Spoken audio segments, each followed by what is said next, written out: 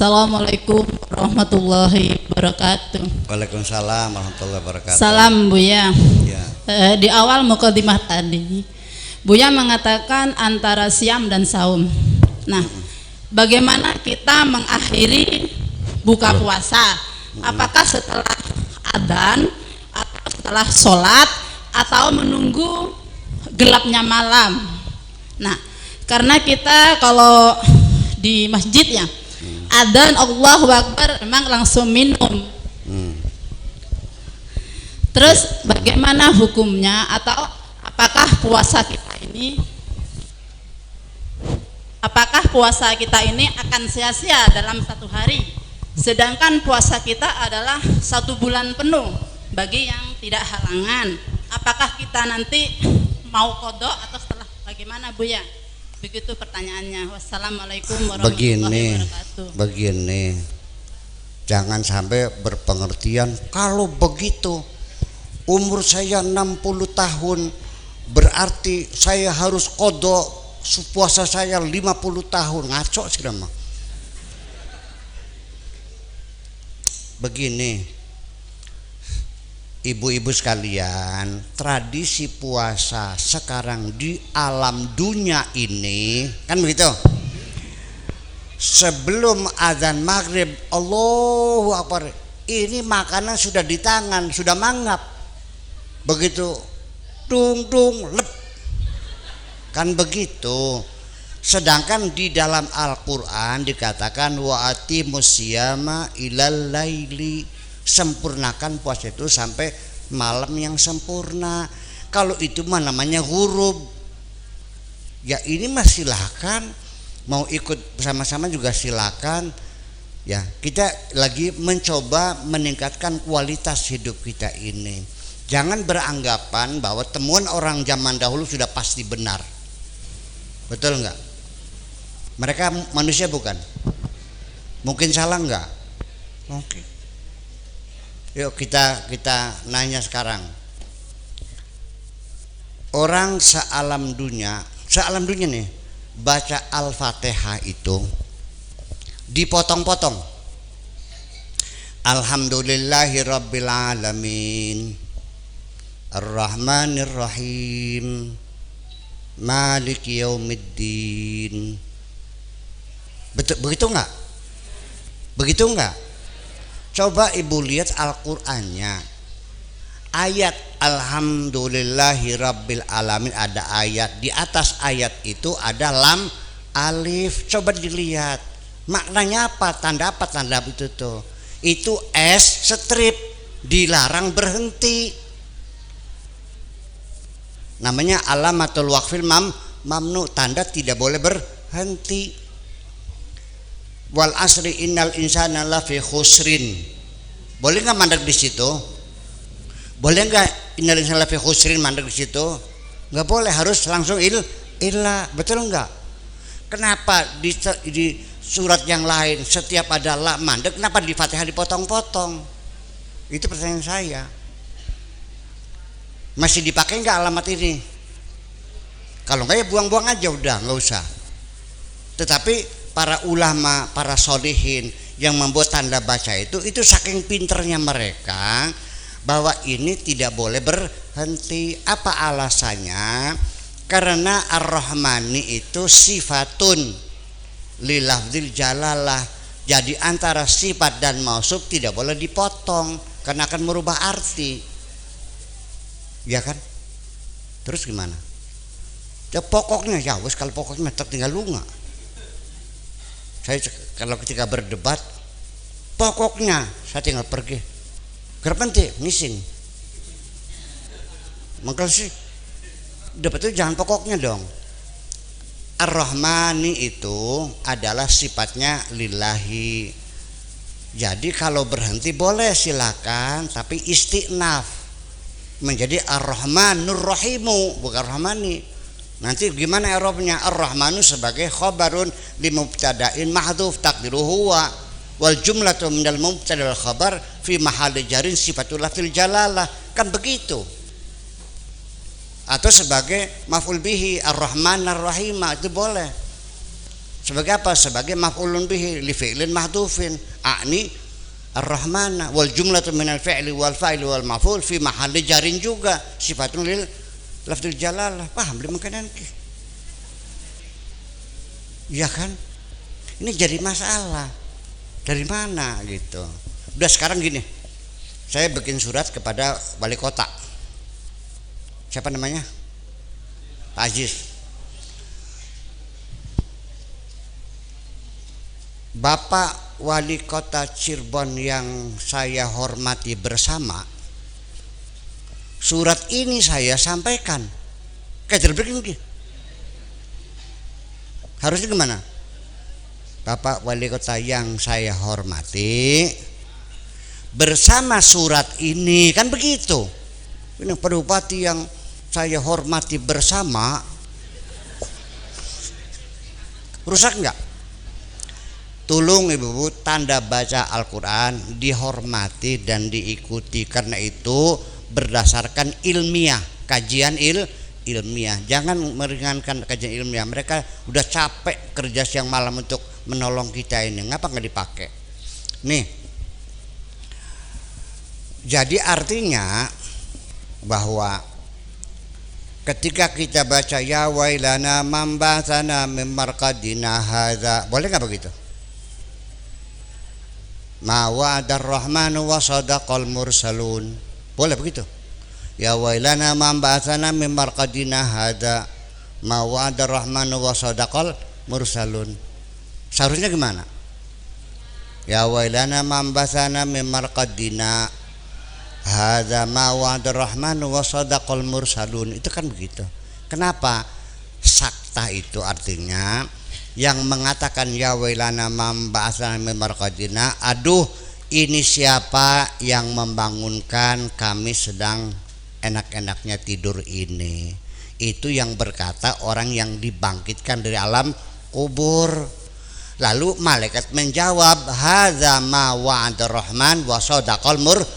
Ini namanya kiamat gitu. Makanya sakta mandek kasih koma, nggak boleh langsung. Kalau dibaca langsung merubah makna. Ya wailana mambasan mim marqadina hada, siapa gerangan yang membangunkan tidur kami ini. Tidur kami ini. Mawad rahman, Allah tidak berjanji. Lalah. Kasih balong enggak?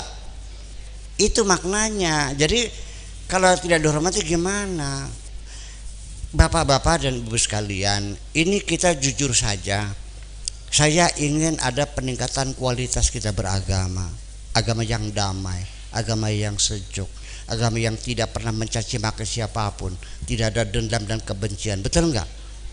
Itu yang saya harapkan. Ini di mana-mana rebutan basmalah. Di sini kalau ada imam Allahu Akbar, tidak baca Bismillahirrahmanirrahim lagi, langsung Alhamdulillahirabbil alamin, enggak lebih, dipecat enggak? Jujur nih, pecat enggak? Pecat. Saya juga dulu punya imam di Indramayu, anak buah saya, gara-gara sholat subuh enggak baca basmalah, langsung alhamdulillah. Pagi-pagi dapat surat dari DKM, ucapan terima kasih. Mananya Pak? Dipecat. Kenapa? Di sana juga sama. Kalau yang baca basmalah dipecat juga. Alasannya karena basmalah bukan bagian dari surat Al-Fatihah. Langsung alhamdulillah. Nah, ini rebutan saling pecat memecat hanya karena rebutan basmalah. Bismillahirrahmanirrahim. Fatihah atau bagian Fatihah atau bukan bagian Fatihah. Saya mau nanya, ketika imam mengatakan waladdallin amin, tidak dipertengkarkan oleh umat Islam amin ini. Padahal amin itu Fatihah bukan? Kenapa tidak dipertengkarkan? Kelalen barangnya mau. Lupa untuk mempertengkarkan setengahnya. Jadi kita itu bertengkar dicari-cari sebetulnya mah. Betul enggak? Udah lah nggak usah bertengkar. Jadi bagaimanapun sholat kita nanti, ibu sekalian, jangan meyakini ini baca sudah benar, pahalanya nggak usah ngitung pahala bu. Rendahkan hatimu di hadapan Allah. Assalamualaikum mintalah Rabbana taqabbal minna tuh salatan, ya Allah mohon ditampi salat kami, gitu dong. Jangan setir yakin dibayar sama Allah enak aja, diterima aja udah untung kok. Jadi maknanya kalau kita, saya kan bertanya, nawaitu sauma ghadin, niat ingsun puasa dina sukiki sauma kata. Di Al-Qur'annya apa ngomongnya? Kutiba alaikumus, sudah berubah. Kalau saum itu ini nazartu lirrahmani sauma falan ukallima liyoma insya, hari ini aku puasa tidak ngomong sama orang, berarti nggak ngomong sama kan. Kalau siam itu puasa. Di Al-Qur'annya wa atimus siyama ilal laili, sempurnakan puasamu sampai malam, artinya jangan begitu matahari selep langsung makan. Dia ditinggal sholat maghrib dulu juga bisa, ya kan gitu. Nah kalau sudah betul-betul udah gelap, nah baru kita makan. Itu kalau mau, betul nggak?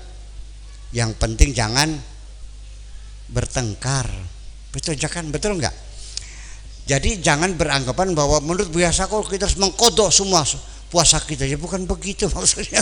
Illa maqad salfa, yang sudah ya sudah, sesuatu yang sudah lewat itu nggak ada masalah, sudah selesai.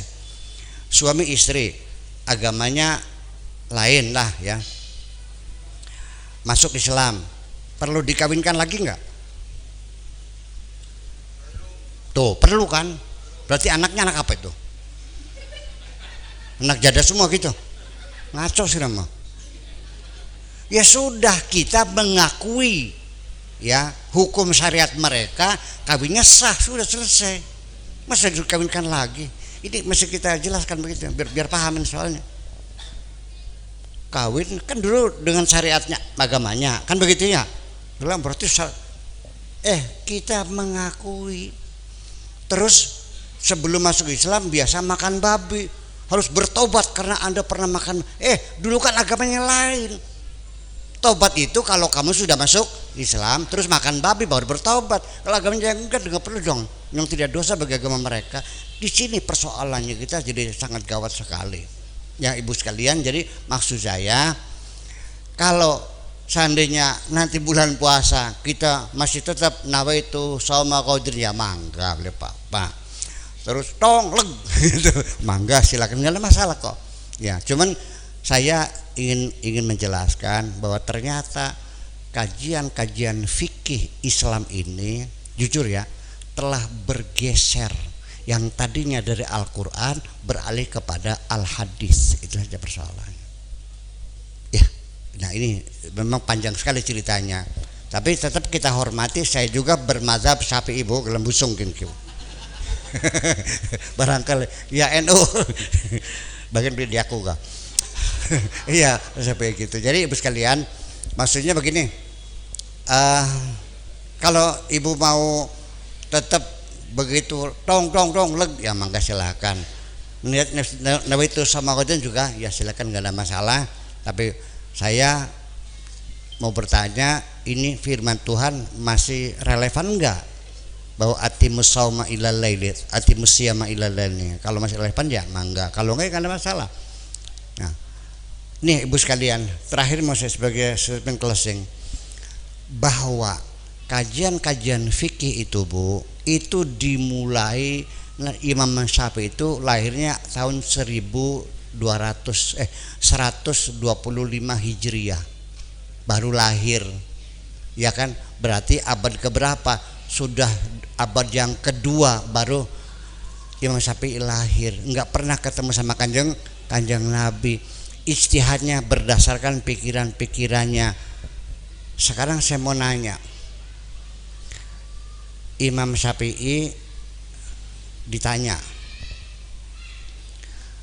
ada muda-mudi berzina, lalu hamil, lalu lahir. Ini namanya anak apa namanya? Di luar pernikahan lahir anak apa namanya? Anak jadah. Non? Anak haram. Anaknya bukan, ibunya ya, kalau bapaknya bukan kan? Kalau nyenggol wudunya batal enggak? Oleh karena itu kata Imam Syafi'i, anak jadah boleh dikawin. Saya nggak ngerti. Hidungnya sama, matanya sama, isin beli dengak delengreinya ke. Nah itu kajian fikih seperti itu, seperti itu. Dan kajian fikih ini tidak pernah disempurnakan. Dikiranya sudah sempurna. Ibu-ibu sekalian, saya mohon maaf, science and technology setiap saat dari generasi ke generasi berikutnya selalu disempurnakan. Boleh nggak? Ford dulu bikin mobil model T, itu setirnya di tengah, berkonya satu di depan, inget nggak? Peleknya pakai ruji ya, klaksonnya dipencet, tetot tetot tetot gitu. Belum ada wiper, disempurnakan ditambah wiper, disempurnakan lagi 2 tahap, pelan dan kencang, disempurnakan lagi pelan sedang kencang, terakhir pakai sensor, kalau hujannya besar kencang, hujannya kecil pelan, lampunya merah berhenti. Banyak diganti lagi, disempurnakan. Dalam ilmu pengetahuan teknologi selalu dibangun pembaruan, revisi disempurnakan. Tapi dalam kajian-kajian fikih macet sampai ijtihad diharamkan, tidak boleh diperbaharui. Ini yang jadi persoalan. Paham enggak? Hukum Islam di sana, perempuan tidak boleh keluar rumah. Sekarang gimana hukumnya nih? Jujur aja nih mah. Di Arab haram, di sini tidak. Ya, kalau haram bubar majelis taklim ibu-ibu nih. Betul nggak Pak? Nah itu makanya kita ini orang Indonesia, betul nggak? Di sini mah perempuan di pasar Kanoman yang dagang kebanyakan lagi perempuan. Di Arab boro-boro dagang, sholat berjamaah saja harus minta izin sama suaminya. Mau diterapkan begitu di sini? Amit-amit kin mah. Iya dong. Di sana kalau perempuan jatuh sakit tidak dikasih nafkah. Fikih nih. Alasannya apa? Karena tidak bisa dipakai. Kejam gak tuh? Mau dipakai di sini? Gak bisa. Nah makanya kita di sini Indonesia, alhamdulillah Pak, kita punya keberanian untuk merevisi hukum-hukum Islam yang sudah tidak layak untuk daerah kita ini. Kita bikin undang-undang pernikahan Indonesia. Betul nggak? Dulu anak kecil boleh dikawinkan, undang-undang yang baru dilarang. Betul? Setuju nggak? Oke. Dulu kawin paksa boleh, sekarang kita larang. Setuju nggak? Dulu suami seenaknya saja mencari istrinya tanpa ada hak pembelaan, dianggapnya sah caranya. Sekarang dirubah, diproses di pengadilan. Setuju nggak Bu? Enak nggak? Dulu undang-undang perkawinan ketika digulirkan, umat Islam pada demo. Alasannya waman lam yahkum bima anzalallah faulaika humul kafirun. Kita membela perempuan, melindungi perempuan. Mereka juga makhluk seperti kita, punya hati dan perasaan. Mana mungkin dikawin paksa dengan orang lain? Wali mujbir dicabut sekarang udah nggak ada. Demi keadilan, demi kemanusiaan. Ayo ngelawan guletnya ayo. Nah maksudnya seperti itu, paham nggak?